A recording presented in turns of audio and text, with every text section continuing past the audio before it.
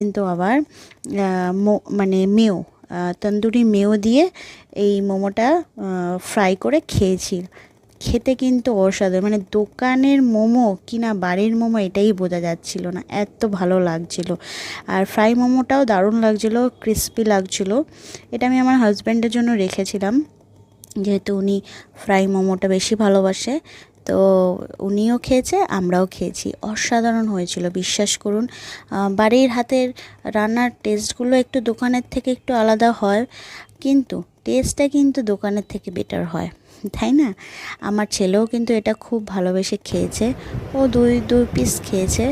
ওর কিন্তু ফেস দেখে বুঝতে পারছেন ওর খুব ভালো লাগছে। ও একা একা খেতে খুব পছন্দ করে, তাই ও কোনটা খাবে বুঝতে পারছে না যে কোনটা খাবে।